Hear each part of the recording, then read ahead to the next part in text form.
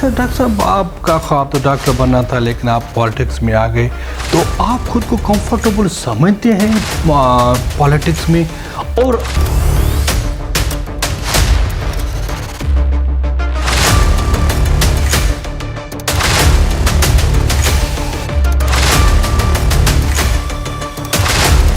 अस्सलाम वालेकुम नाज़रीन, आपका अपना होस्ट मादरी प्रोग्राम आज की शख्सियत के साथ। नाज़रीन, हमारी कोशिश होती है कि प्रोग्राम में उस पर्सनालिटी, उस शख्सियत से मिलाया जाए जिसका अपना ज़ाती बैकग्राउंड भी हो और सोशल एक्टिविटी भी हो। तो अल्हम्दुलिल्लाह आज जिस पर्सनालिटी की आपसे गुफ्तगू करा रहे हैं वो जामशोरों की एक बेहतरीन पर्सनालिटीज़ में उसका शुमार होता है। एक अच्छे सियासतदान है, उसकी खिदमत के बहुत सारे पहलू हैं। तो आज जो पर्सनालिटी से आपको गुफ्तगू करा रहे हैं, the one and only doctor Sikandar Ali sorrow साहब आज हमारे प्रोग्राम में मेहमान हैं। चलते हैं हम अपने गेस्ट की तरफ। सर अस्सलाम वालेकुम। सर थैंक यू, आपने अपना कीमती टाइम हमें दिया। अच्छा सर, हम अपने प्रोग्राम को स्टार्ट करने से पहले एक क्वेश्चन की तरफ चलते हैं कि जो भी शख्स हो उसका अपना एक फैमिली ग्राउंड होता है और अपना एक प्रोफाइल होता है, जो भी शख्स होता है। तो हमारे नाजरीन, आपके चाहने वाले ये सुनना चाहते हैं कि आपका जो प्रोफाइल है वो थोड़ा काइंडली हमें बताएं। सबसे पहले तो आपका शुक्रिया, थैंक यू। आपने मुझे इंटरव्यू के लिए कॉल की और आपकी सारी टीम का शुक्रिया। मैं बेसिकली ये मेरी एजुकेशन MBBS है और उसके बाद मैंने FCPS और MCPS किया हुआ था। FCPS पार्ट 1 किया था और पार्ट 2 की। तो हमारे फैमिली बैकग्राउंड ये है कि हमने मेरे नाना पहले 1970s में पीपल्स पार्टी ज्वाइन की। वो 3 बार MPA रहे। उसके बाद मेरे मामू MPA रहे 2002 में। 2007 में मेरी प्रैक्टिकली मैंने ज्वाइन की अपना पॉलिटिक्स। सही से तो समाजी तौर पे जो समाजी एक्टिविटीज़ होती हैं उसमें मेरी मुख्तलिफ जो हैं तंजीमें, उसमें मैं मेंबर भी रहा, किसी में चेयरमैन या सदर भी रहा। और पीपल्स पार्टी के लिए तो हमने शुरू से हमारे घर में ये पॉलिटिक्स तो हम शुरू से रही है और शुरू से ही हम उसमें एक्टिव भी रहे। तो लेकिन 2007 में ये होता, मैंने प्रोविंशियल असेंबली की जो यहाँ पे बाई इलेक्शन हुआ था जामशोरों में, उस वक्त PS 71 था और उसमें जो ये कंटेस्ट किया था और क्योंकि वो अपोजिशन का दौर था और उस वक्त के टैक्टिक्स सिलेक्शन के कुछ डिफरेंट थे, लेकिन जो हुआ बेहतर हुआ। 2008 में 2013 में पाकिस्तान पीपल्स पार्टी की टिकट से मैंने इलेक्शन लड़ा, कामयाब रहा, MPA बना। 2016 में मैं स्पेशल असिस्टेंट टू CM बना। उसके बाद 2018 में कुछ जो हमारे हलके के कुछ ऐसे हालात थे, पब्लिक की कुछ डिमांड थी और कुछ ऐसी सियासत में बातें सामने आई जो कि इस जामशोर डिस्ट्रिक्ट के हवाले था। फिर मैंने इलेक्शन कंटेस्ट किया हुआ था अपना जामशोर इत्तेहाद के प्लेटफॉर्म से और तकरीबन 37,000 वोट भी लिए थे।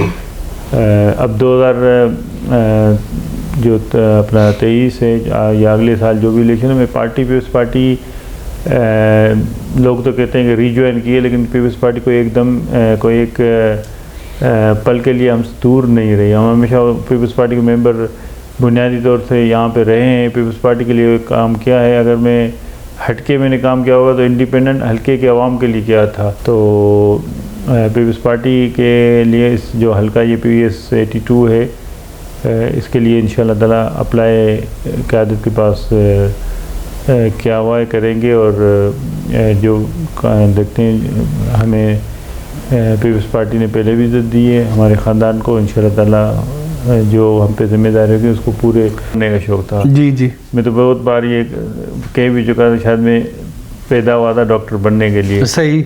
और फिर लाइफ में ऐसे टर्न आए और फिर कुछ ऐसे मोड़ आए कि वैसे तो बहुत सारे लोग पॉलिटिक्स को चॉइस करते हैं, शायद मैं अपने बारे में कहूँगा पॉलिटिक्स ने मुझे चॉइस कर लिया था। अच्छा। तो 2007 में क्योंकि मोहतरमा का भी ये हुक्म था और फैमिली का भी डिसीजन था, हल्के की आवाम का भी डिसीजन था, मेरे मरहूम हाजी मोहम्मद सिद्दीक शोरो मेरे नाना थे उनका भी डिसीजन था और सबका मिलके इलेक्शन में कंटेस्ट किया था। और इलेक्शन में कंटेस्ट करने के बाद के कुछ हालात ऐसे हुए जो रिस्पॉन्सिबिलिटीज़ बढ़ी, आवाम के जो तवक्कात बढ़ी, पार्टी से भी इतनी वाबस्तगी जो रही थी और फिर एकदम से दूर हमसे नहीं होया गया। हकीकत ये है कि मेरी पर्सनल शुरू से पहले चॉइस तो यही थी, लेकिन जो हुआ, मैं आज अगर इस वक्त आप मुझसे पूछेंगे जो हुआ वो बेहतर हुआ, क्योंकि मैंने एज अ पॉलिटिशियन शायद मैं समझता हूँ कि मैंने अपने लोगों की वो खिदमत में कर सका हूँ जो कि शायद एज ए डॉक्टर जो है मैं शायद ना कर सकता।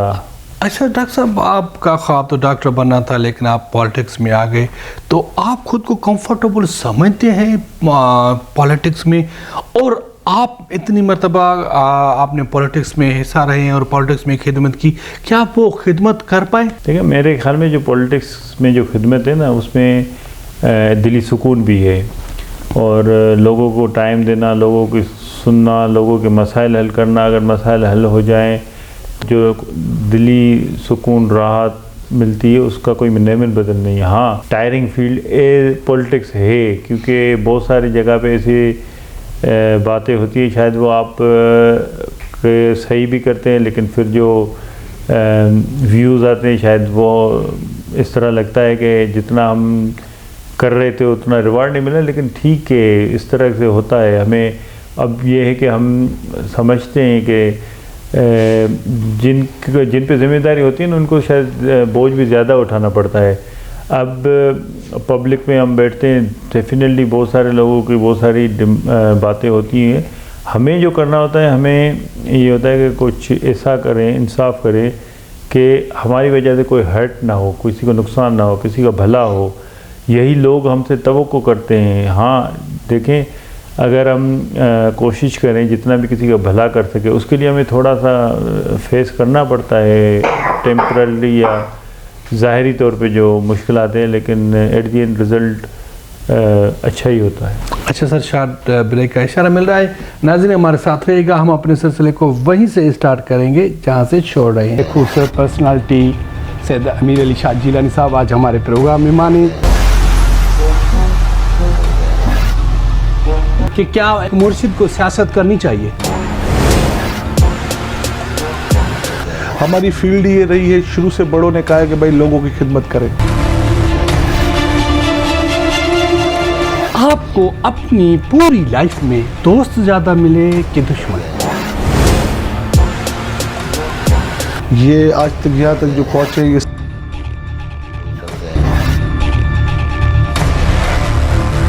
आप इमरान खान को सिलेक्टेड वज़ीर आज़म समझते थे या इलेक्टेड?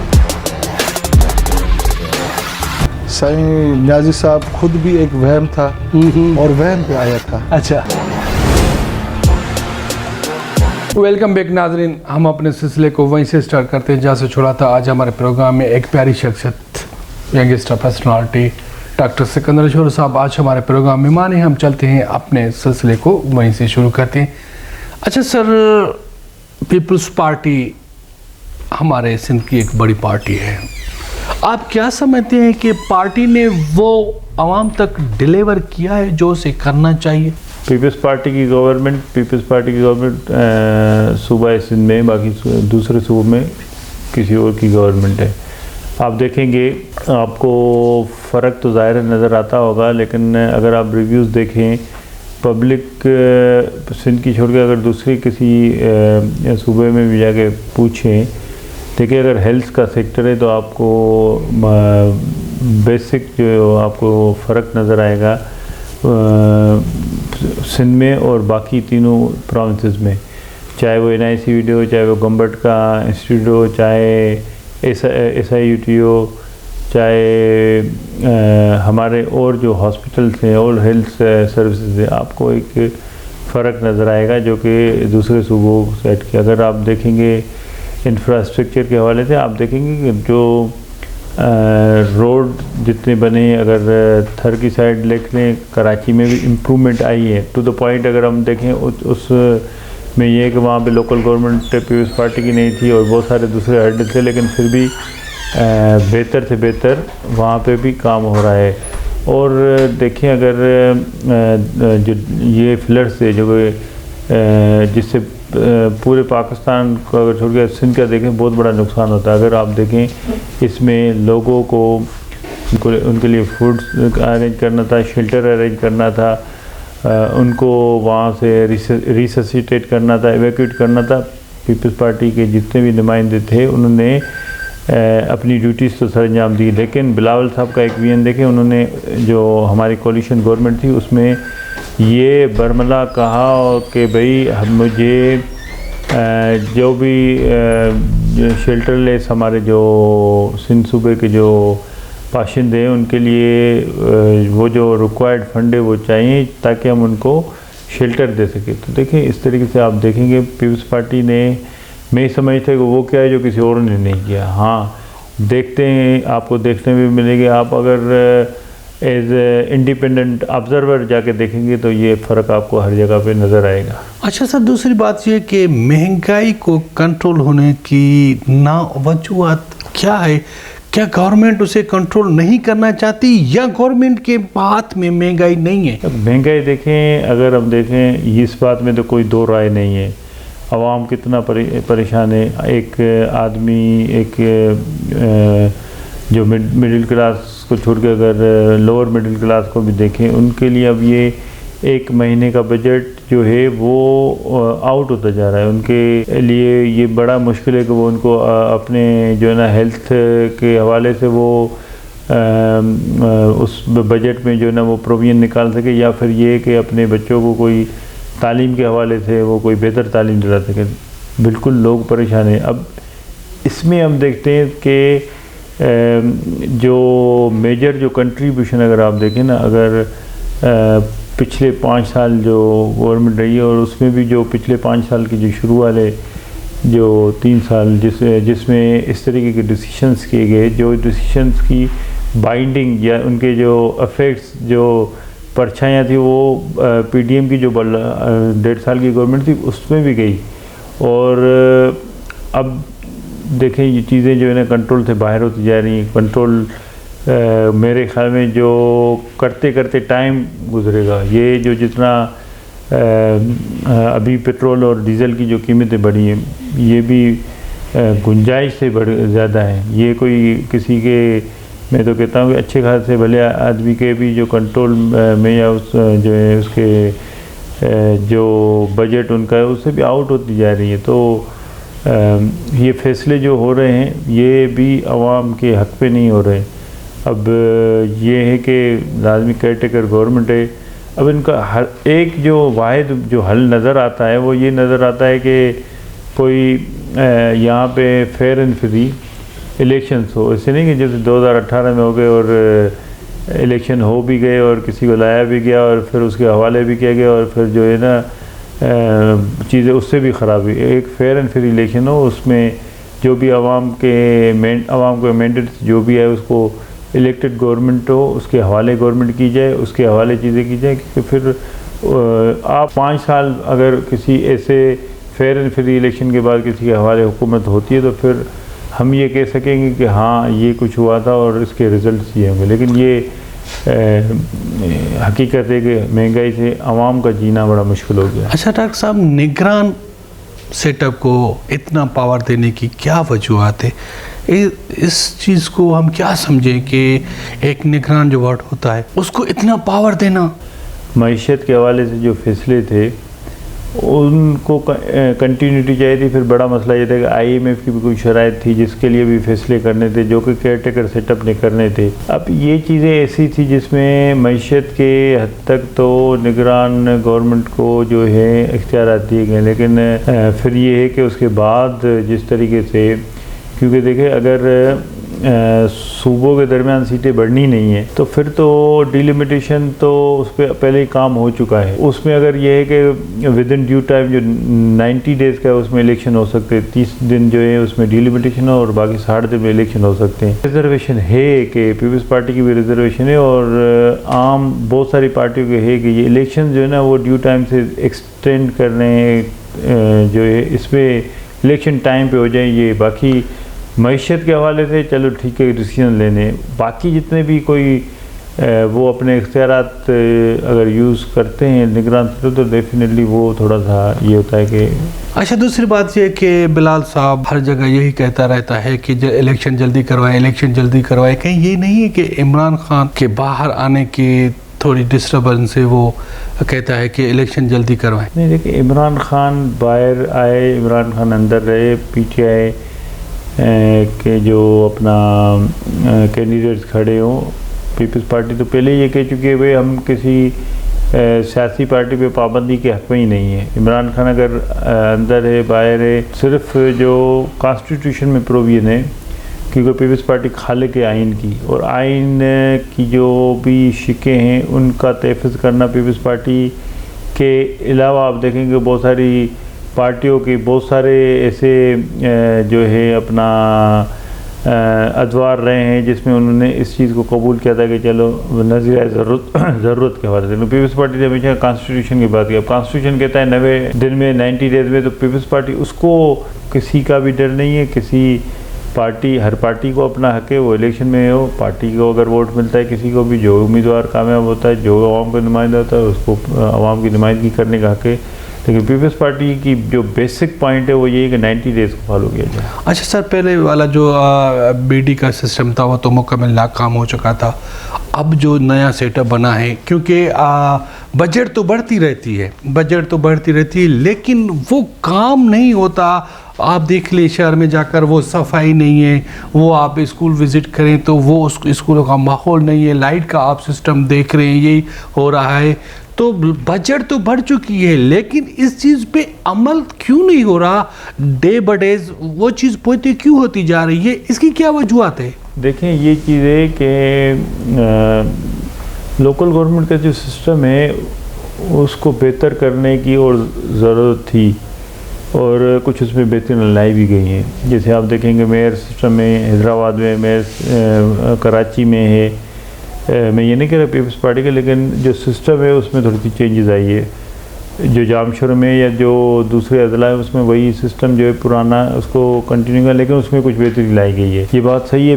जो आवाम का जो बेसिक टीयर, जो बेसिक डेमोक्रेसी जिसको बोलते हैं, वो यही है लोकल गवर्नमेंट सिस्टम। आवाम की ज़्यादा उम्मीदें उससे होती है, लेकिन अभी बहुत सारी चीज़ें अमेंड करने की ज़रूरत है।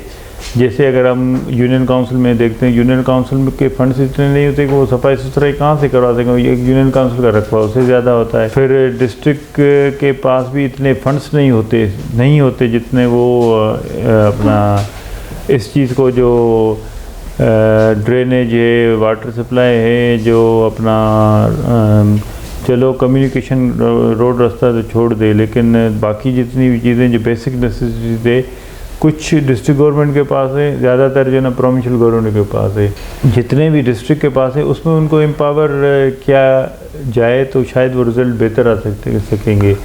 तो अब देखते हैं जो अमेंडमेंट्स हुई हैं कुछ उनसे शायद हमें बेहतरी की उम्मीद है। अच्छा सर, एक MPA या MNA वो अगर करना चाहे अपने इलाके की आवाम के लिए या अपने इलाके के लिए, वो किस हद तक काम कर सकता है?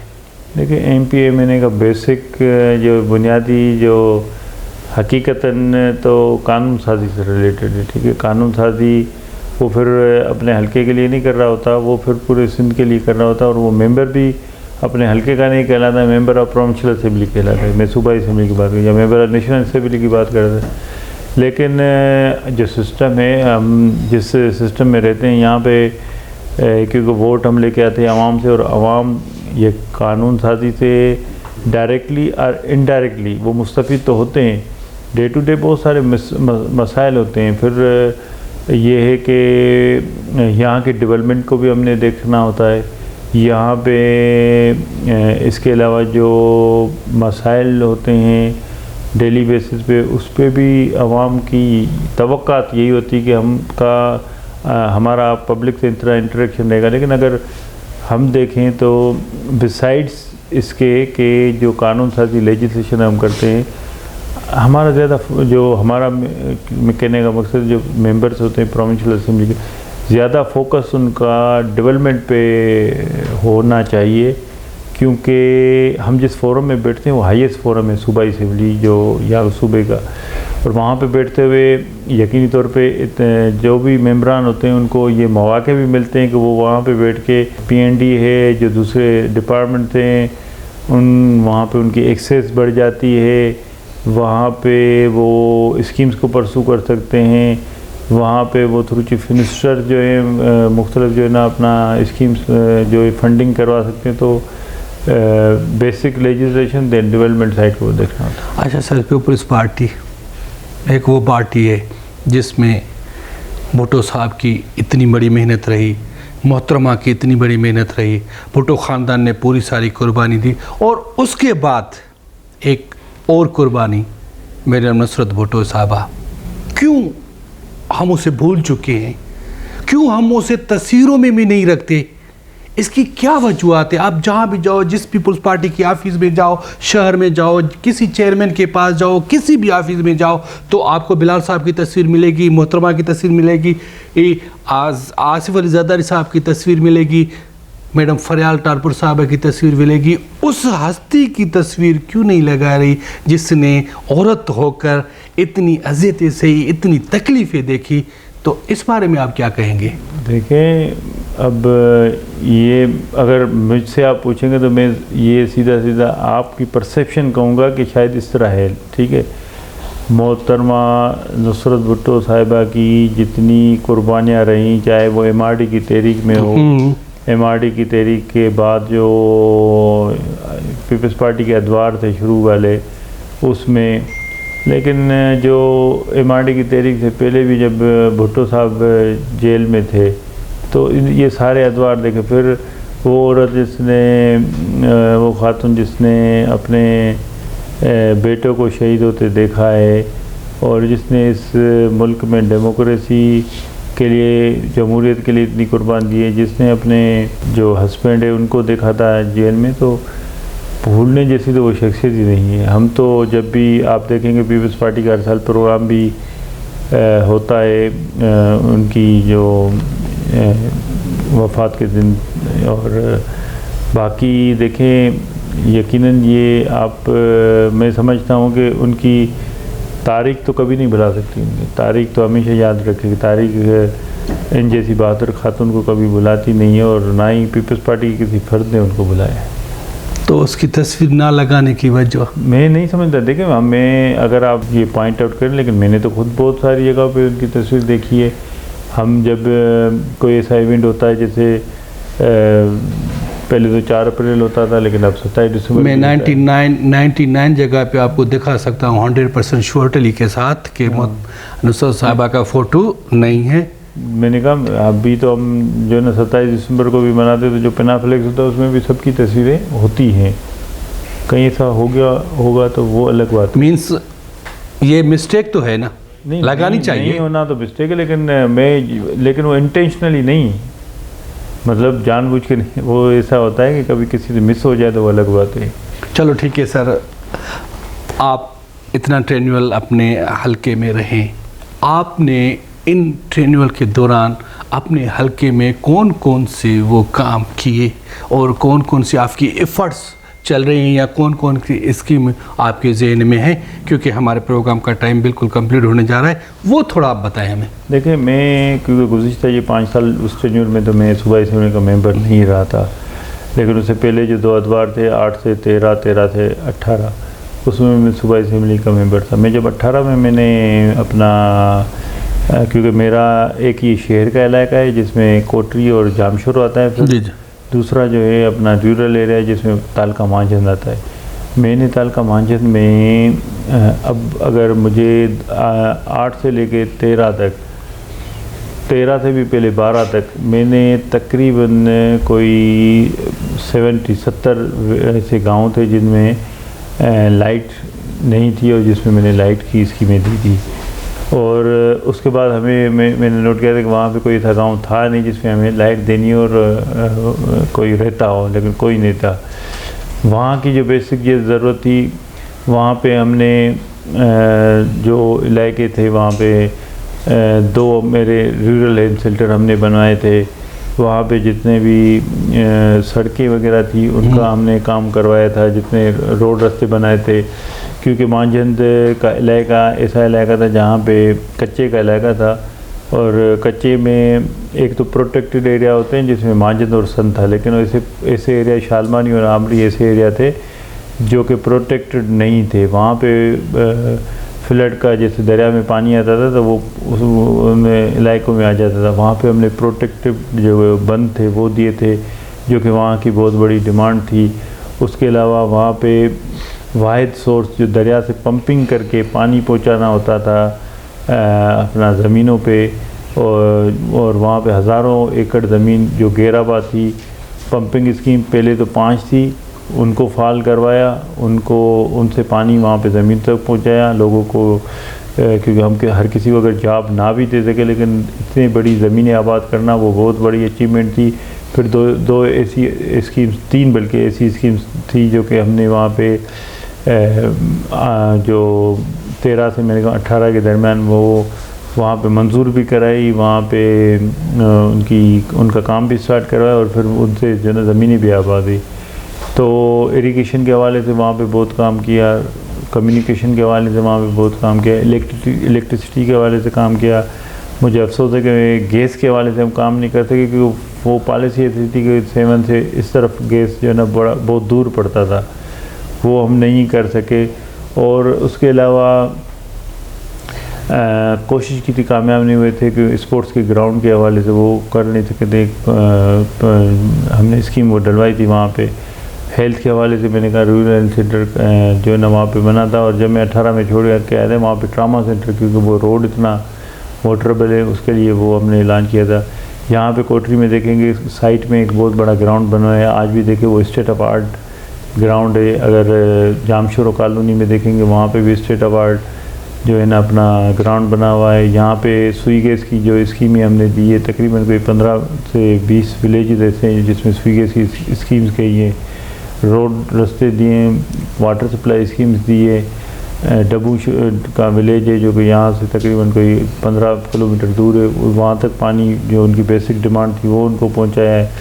कारखों में रूरल हेल्थ सेंटर एक बहुत बड़ा जिसका अभी इफ्तिताह हुआ है, वो मैंने ही वहाँ पे उनका जो ना काम स्टार्ट करवाया था, और कोशिश की थी हमने बहुत कि भाई अपना इलाके में डेवलपमेंट वर्क करवाएँ, लोगों के लिए रोज़गार के लिए हमने बहुत कोशिश की थी। यहाँ पे फैक्ट्रियों में मकामी लोगों के लिए कोशिश की थी, ये कुछ कर सके, लेकिन यकीनी तौर पे बहुत कुछ करने के लिए अभी बाकी हैं। और इंशाल्लाह ताला पार्टी ने अगर जिम्मेवारी दी तो इंशाल्लाह ताला कोशिश करेंगे कि आवाम के लिए और भी कुछ कर सकें। थैंक यू सर, आपने हमें कीमती टाइम दिया। हमारे प्रोग्राम का टाइम बिल्कुल कंप्लीट हो चुका है।